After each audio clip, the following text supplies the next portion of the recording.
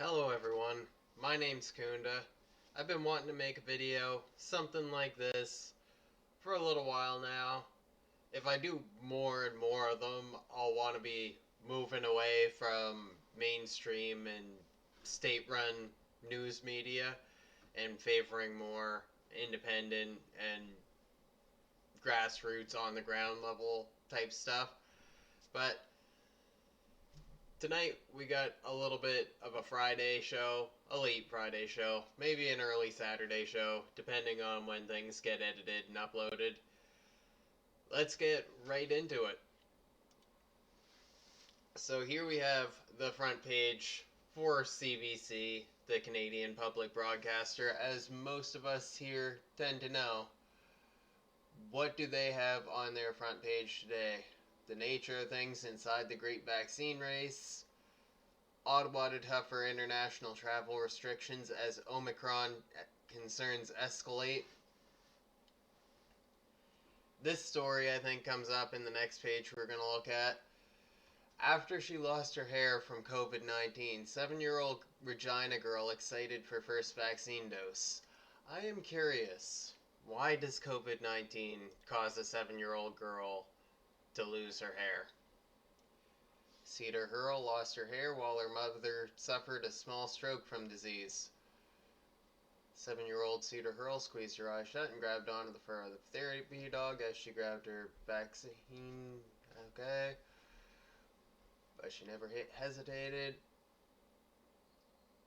That doesn't Cedar lost her hair after contracting COVID-19 a year ago, and she watched her mother suffer a COVID-related stroke. So is it that they say the hair loss is a direct result of the COVID-19, but they don't at all explain why? In November 2020, Hurl, a licensed practical nurse who had just returned to work from maternity leave, was caring for COVID-19 patients in their homes, and on December 5th last year, she woke up drenched in sweat with a pounding heart, body aches, and nausea. She knew immediately that she'd been infected with the virus that causes COVID-19, but at the moment she mostly felt annoyance at the inconvenience of a 14-day quarantine. Girl spent most of those weeks in bed while her husband and kids only had mild symptoms. Then a few weeks later, Cedar started napping a lot, vomiting, losing hair in clumps. Her parents noticed bald spots getting larger. It just happened really fast. Every day she lost her hair until she didn't have any. That is weird. That set off lots of uncertainty, blood work, consultations with specialists who concluded that the coronavirus likely triggered an aggressive autoimmune response and alopecia, hair loss. Skin and hair problems are documented effects of the virus, but research is still in its infancy. This is the first I'm hearing of it. I have a cousin with alopecia. It seems highly unusual to me, but these are highly unusual times, I guess. Meanwhile, Hurl was considered recovered from her own COVID-19 despite lingering fatigue and brain fog, and she returned to work. That is mostly what I was curious about for that story, but that is odd. If you've heard of COVID-19 causing hair loss before, let me know in the comments, but that is a first for me. Moving on, I was curious about what CBC had on their page for world news, and that's kind of the theme, should have mentioned that earlier, of today's video is kind of news from around the world. So, that said, what headlines are here? We're going to come back to this main one for a quick second anyway, but let's look at the other ones first. Mere steps from the EU, hundreds of migrants remain stranded in Belarusian warehouse. That is an unusual place to be housing migrants, but might be better than no shelter at all in the winter. New York Ethics Board tells former Governor Cuomo to return money from book deal. U.S. House votes to hold Trump's former chief of staff in contempt on January 6th probe. There is a whole lot of weird stuff going on with all the January 6th related things. Death toll rising in gas tanker explosion in Haiti as hospital struggles to treat burn victims. I wonder how much more difficult that's being made by all of the COVID related complications. Stephen Curry becomes NBA's all time leader in career three pointers. I'm not much of a sports guy. DC Attorney General sues Proud Boys Oath Keepers over Capitol attack. What is. The city is seeking financial penalties from the far right groups. That will be interesting to see how those go. I wonder if they are more officially organized in the States, because with the Proud Boys considered a terrorist organization in Canada, I've got to assume that they don't have much official organization in our jurisdiction here, so I figure it would be a little more difficult to squeeze funds from a group that loosely knit compared to what might be in the States. If it so happens that we bankrupt them, then that's a good day. That is probably exactly what the system is after if they're trying to sue activists and community groups that way. Anyway, moving away from CBC, here are the Global Times, which are the English newspaper slash media outlet for the Chinese Communist Party. It's their state-run media. Abe becomes chief anti-Japan politician anti-China politician in Japan. I wonder how true that is, or I wonder. Let's check that out. Why is my internet running so slow? What is his exact. I knew he was the former prime minister. I want to know what his title is. What is this anti-China politician title that the Chinese newspaper seems so worked up about? With his recent attacks on China, especially repeated provocations over the Taiwan question, he has turned into the chief anti-China politician in Japan. But what is he? When he attended. Is he just independent and China doesn't like him? Is that what it is? Abe made absurd claims such as when the US, Japan, and other partners brought together their democratic power and adventure in military affairs, if pursued by such a large economy like China's, could be suicidal, to say the least. So, unless they actually give us the title, maybe I can look it up. What is... Let's get his name right quick. Shinzo Abe. Former Prime Minister of Japan, but does he have an official title? In office until September. President of the Liberal Democratic Party until September. Yeah, it doesn't seem to have. Seems like he's just a freelance guy at this point, and China doesn't like it.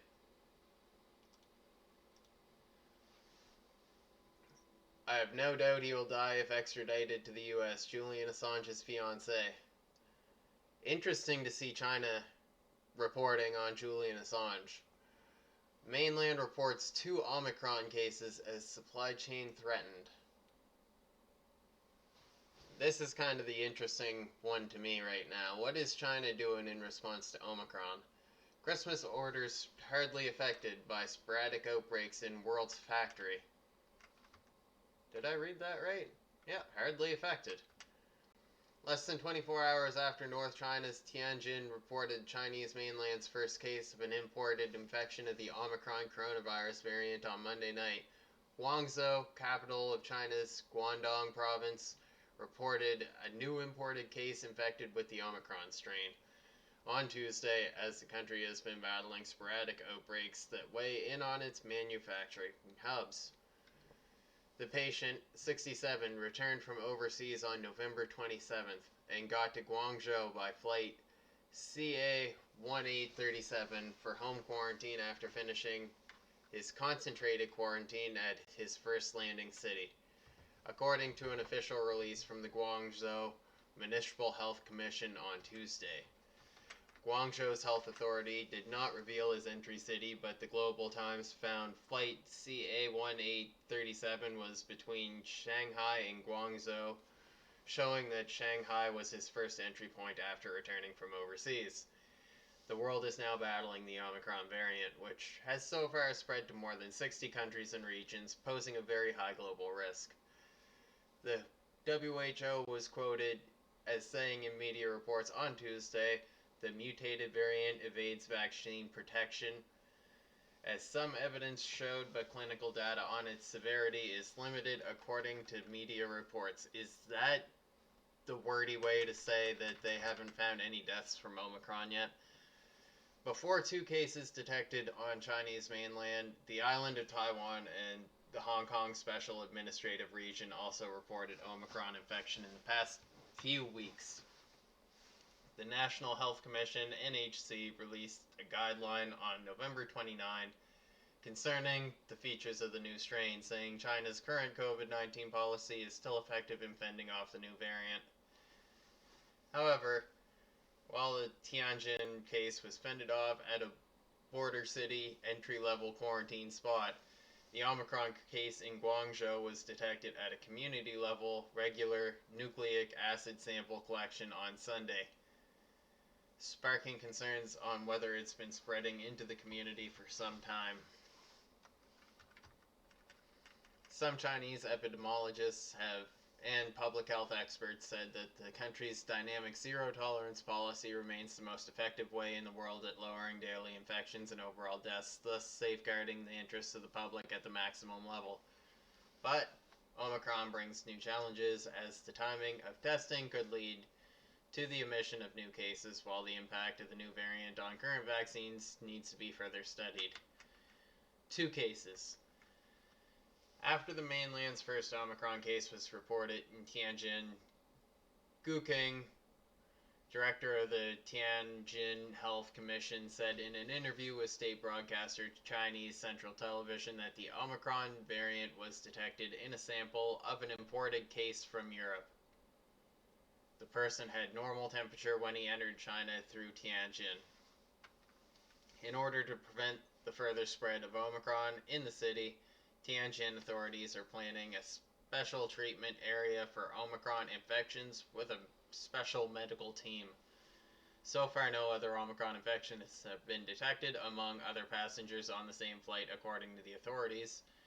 On the Omicron case in Guangzhou, multiple nucleic acid tests on him were negative until one taken on Sunday during his home quarantine period in Guangzhou showed a positive result at midnight on Monday.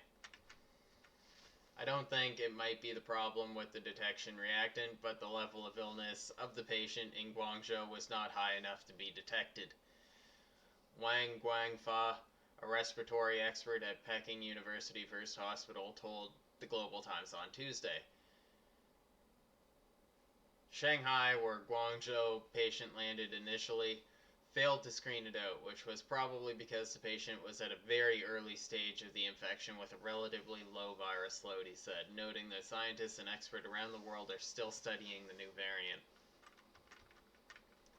The NHC reported 76 new COVID-19 infections on Monday, of which 51 were domestically transmitted cases, mainly spreading in East China's Zhejiang province and North China's Inner Mongolia Autonomous Region, while the sporadic outbreaks affecting major manufacturing hubs and ports such as Shaoxing and Ningbo, 2 cities in Zhejiang.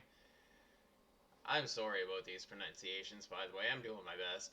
Dongguan, which is deemed as the world's factory located in Guangdong, also ruled out nucleic acid tests in 2 of its countries at midnight on Monday after 2 patients tested positive for the novel coronavirus.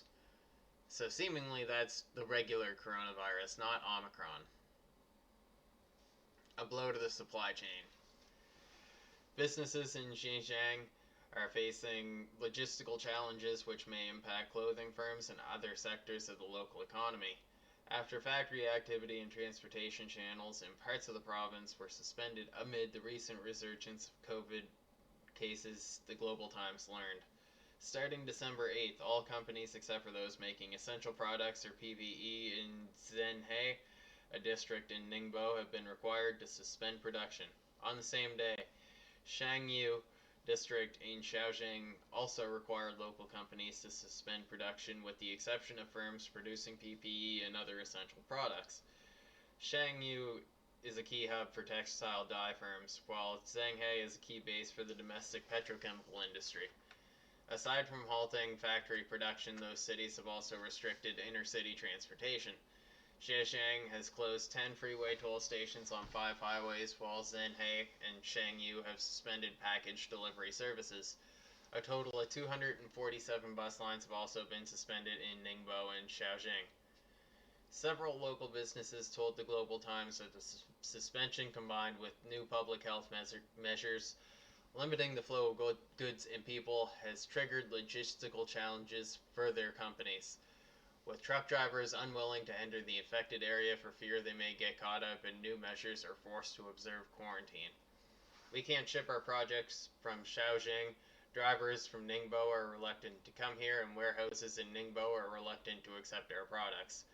Jin Xiaobo, the CEO of Xizang Qihai Textile Garments, which is based in Shaoxing, told the Global Times Shaoxing is about 120 kilometers from Ningbo.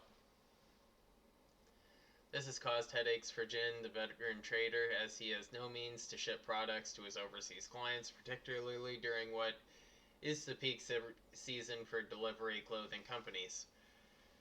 According to Jin, as the shipping space was booked in advance, it's very hard for him to find alternatives to Ningbo Port, which his company now uses.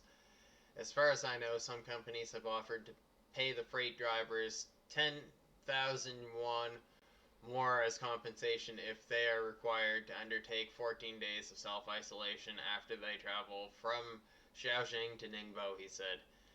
However, the overall impact should be limited to certain industries and localities within the province, the general supply chains remaining stable, business people and officials said. Ji Qingbo, who exports Christmas decorations from Yiwu, Xizang province, told the Global Times that although the frequency of product pickups from Ningbo to Yiwu, about 190 kilometers apart, has been reduced by one-third, his business was not significantly affected, as most of his Christmas orders have already been fulfilled. China has displayed confidence in curbing Omicron as vaccine manufacturers eye breakthroughs. The country's two leading manufacturers, Sinopharm and Sinovac, as well as researchers at the University of Hong Kong, said they're making major progress in studying the Omicron variant, just 2 weeks after the WHO declared the new mutation a variant of concern. There are two possibilities for the Omicron variant. One is that, like the Delta variant, the new strain will spread into a larger scale, which may lead to a higher death rate and affect more elderly people or patients with underlying health conditions, Mike noted. But if Omicron only causes mild symptoms, it could lead us to a chance to reopen, as further spread of Omicron could lead to herd immunity, he said, noting that those scenarios should also be based on more data. So that is what the Chinese state seems to be saying about Omicron as of 3 days ago. Now, getting away from that sort of pretty heavy news for a second, I stumbled across this when looking up Twitch-related stuff. Twitch has started doing a local subscription pricing model where they've kind of equalized the amount different people would pay to subscribe to Twitch content providers across the world. So you can see in this column here, it is not all in US dollars, but some of them are in US dollars. Let's just look at China. So previously, people had to pay $5 American to subscribe to someone on Twitch from China. I didn't even know you could watch Twitch from China, but apparently it is at least possible. Anyway, if you want to do it now, it costs $2 less. Kinda cool. The part that I find really interesting is you can look down this list and it's by no means exact, but it just kind of gives you a general idea of what pricing is like in other countries. In some countries, it gives it to you relative to the American dollar, and in some countries, it just shows you how inflated their local currency is, sort of compared to the American dollar. Very rough idea, I realize, but say New Zealand here. To get closer to the American dollar, they've dropped $2 to $7.99 New Zealand dollars from $9.99. It shows New Zealand money more than American money. You need more to get the same value, but yeah, it's just interesting to see all these comparisons. Pakistan, it's $1.50 to subscribe in US dollars. Sri Lanka, same. Taiwan's local currency, $150 is what they were charging in Taiwan's local currency to subscribe to a Twitch streamer. They've lowered it to $77. Anyway, let's move on, but you want to check this out, it's on Twitch. I can provide a link in the description. Haiti, $5 down to 2. Venezuela, $5 down to 3. Let's move on. Tibetan news. What's going on in Tibet? Speaker of the Tibetan Parliament in exile congratulates new German Chancellor Olaf Scholz. China's worldwide repressive campaign against journalism is unprecedented, watchdog reveals. If I remember right, I didn't set this up to show in this video, but there is a small independent journalist in China. I really wish I could remember her name right now. She tried to whistleblow very early in the COVID-19 era of things. A whole bunch of stuff from within China, and she's been put in jail. She's on a hunger strike. She's been force-fed. Medical professionals have said she's close to death. It is a terrible situation. I am extremely sympathetic. I hope she's able to recover. I have very bad feelings towards China in regard to the repression of journalists and the lack of journalistic freedom there. But let's keep going on. What is on the TibetPost.com? Spiritual leader of Tibet expresses condolences on demise of Senator Bob Dole. When you have peace of your mind, your brain functions better. His Holiness the Dalai Lama. A video from the Dalai Lama, that might be cool to watch on YouTube if anybody's interested. The future is in our hands. No more genocide games. Tibet activists chain themselves with Olympic rings in front of the IOC headquarters. Tibetan Youth Congress organizes motorbike rally to call on people to boycott Beijing Olympics. Speaker expresses condolences on passing of Senator Bob Dole, dear friend of Tibet. Xi's surprise visit, an expression of anxiety, frustration, or arrogance. Those are getting into opinion pieces from Tibet, but yeah, lots of interesting things here. Might be worth reading if you're interested in more. China's leaders don't understand the variety of cultures. Dalai Lama being reported from Al Jazeera. What else is Al Jazeera saying? India ramps up Himalayan border security after clashes with China. Landmark studies bring elusive snow leopards back into limelight. That sounds kind of cool actually, but I don't want to read it right now. China marks Tibet anniversary with call to accept communist rule. That seems utterly absurd to me. Seems kinda like Great Britain congratulating the United States on independence by saying that they should rejoin the UK. Not that that's something that would ever happen, but that's kind of the impression I get from that. So, this content creator is not someone mainstream and is not someone state sponsored to the best of my knowledge. His name's Bothered Boy.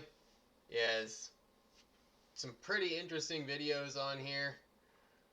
I'll just play the very first bit of this. Y'all can go watch the rest of it if you'd like. I would recommend it because what's going on with the Coastal GasLink pipeline and the oppression of Wet'suwet'en people, journalists trying to cover the story, it is unacceptable in my opinion. Let's watch. Hi everyone, here's what's bothering me today. Hi everyone, here's what's bothering me today. Once again, I need to talk about the Coastal GasLink pipeline and that whole story with the Wet'suwet'en and everything again, because unfortunately, there have been a couple developments, both in terms of clear propaganda and also a total lack of media reporting on something kind of significant that we're going to get to in a hot second. So for those who want more information and context on this, Waffle and I actually did a whole deep dive into this before, so I'm going to link those down below. I'm also going to link the video that I did from last week talking about this.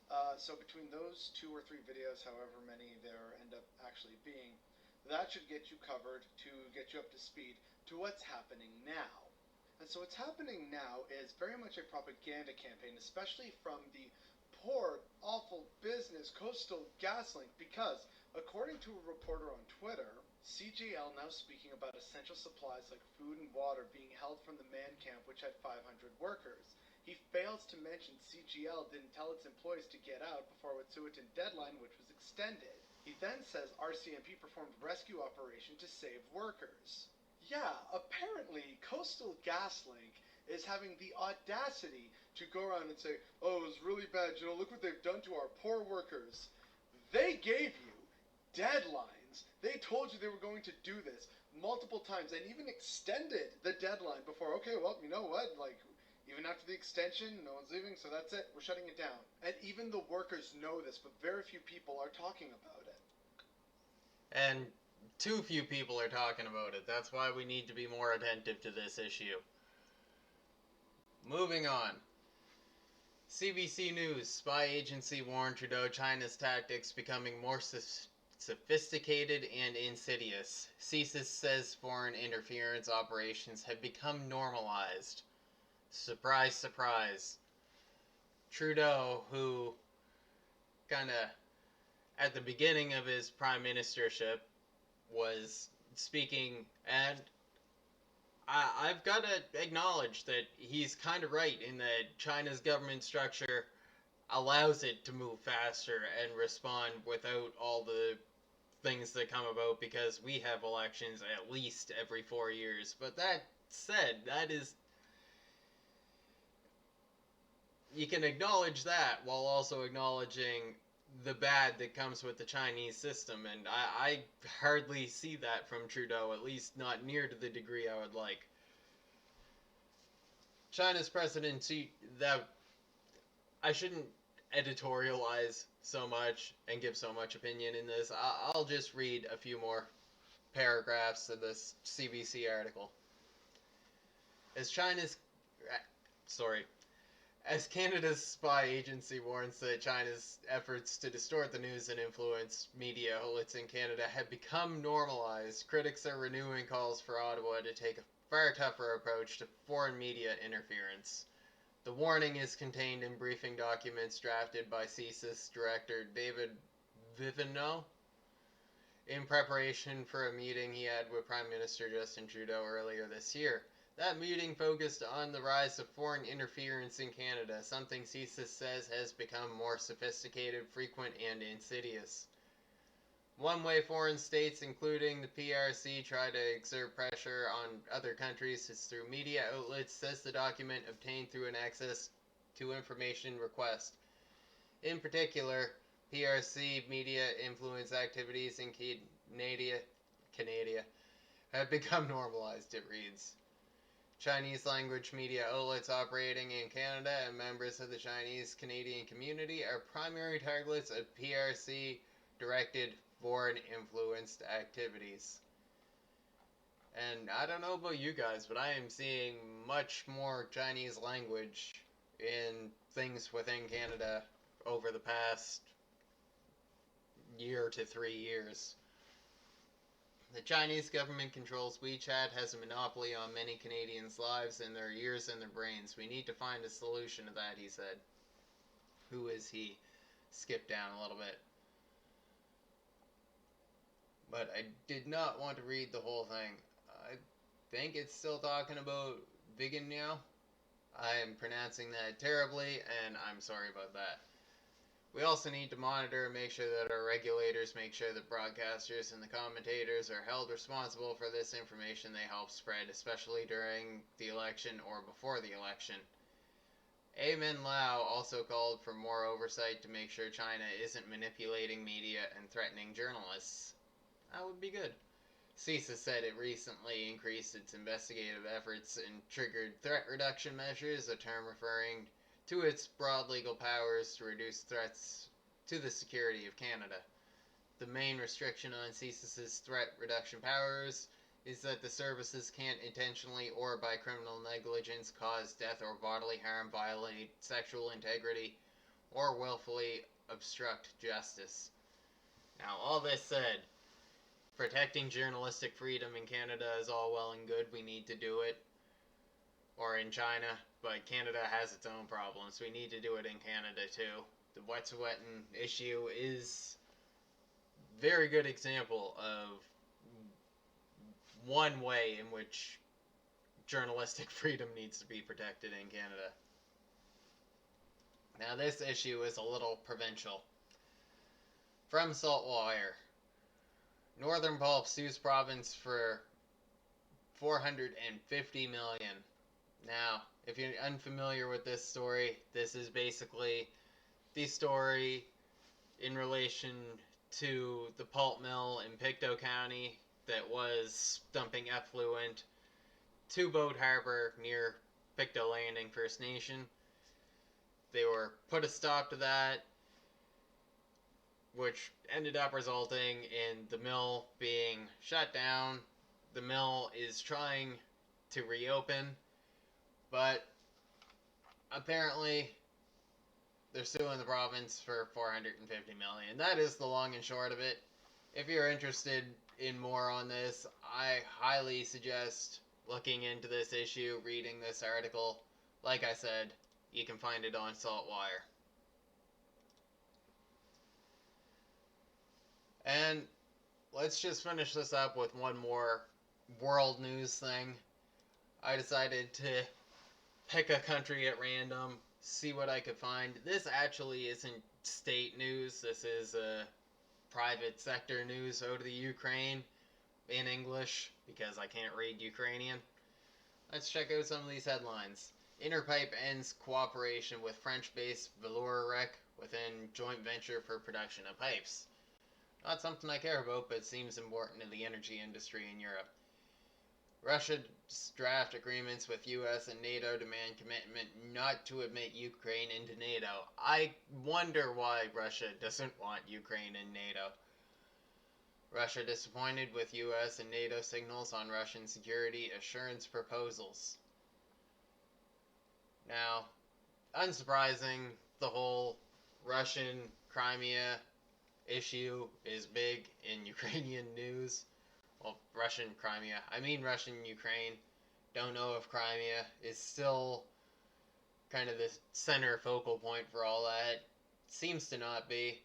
But let's end this on this headline right here from Ukrainian news. Health Ministry expands compulsory vaccination requirements for employees of healthcare institutions, local government bodies, and public utilities.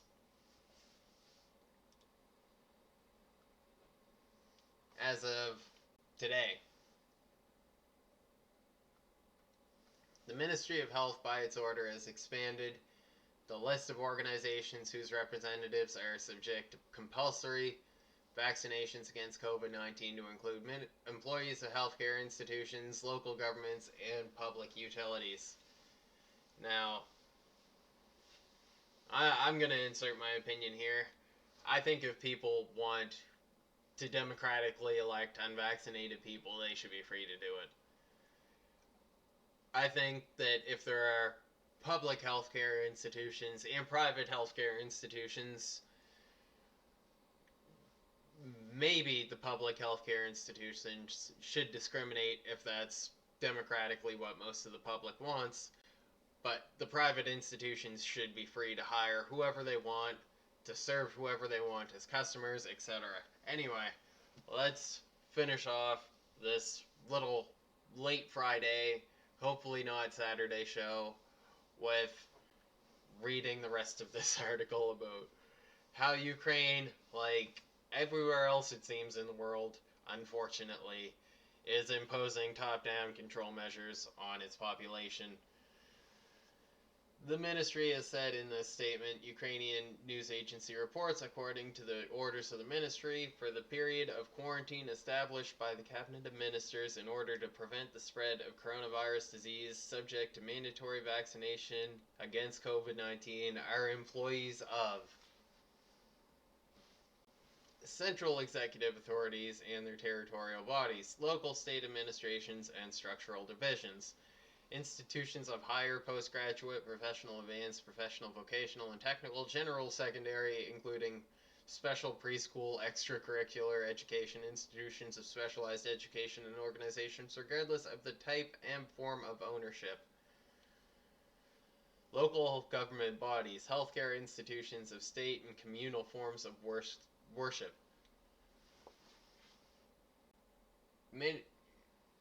So if you're an employee of a communal of a healthcare institutions, a state. Oh, it's and communal forms of worship. That is weird. What does mandatory vaccination against COVID-19 are employees of or subject to mandatory vaccination communal forms of worship? So anybody going to church, does that mean anybody going to church is subject to mandatory COVID-19 vaccination? That is a question. I'm curious. Utilities, institutions, and organizations, employees of local governments, healthcare institutions of state and communal forms of ownership, as well as utilities, interact more with large numbers of people and therefore have an increased risk of contracting the coronavirus disease. And what if they don't? That's another question I have. What if these people refuse? Meanwhile, 9 out of 10 hospitalized are unvaccinated and were not protected from the severe course of coronavirus disease. This decision is necessary to protect the life and health of Ukrainians and their loved ones, said the Minister of Health for the Ukraine, Viktor Lyashko. The order comes into force 1 month from the date of its publication. Employees of the above institutions who are not vaccinated against COVID-19 during this period will be suspended from work without pay. As Ukrainian news agency earlier reported, the Ministry of Health has extended the mandatory vaccination requirements for employees of state enterprises and social workers since December 19th. Also, according to the order of the Ministry of Health of October 4th, employees of executive authorities and educational institutions are subject to mandatory vaccinations. Whew. So that was a lot. I don't know how many of this kind of world news show I'm going to get into doing. Let me know what you thought about all that, if any of it was informative, if you learned anything, if you realized what's going on in parts of the world that otherwise you might not have looked up. But anyway, I'm just going to upload this like this. Maybe I'll refine my methods, my editing style, my presentation style in the future. I don't know. But let me know what you think about this kind of video and this kind of content. Anyway, I hope you all have a great weekend. I hope to see you in more videos before the new year. And take care of yourselves, everybody.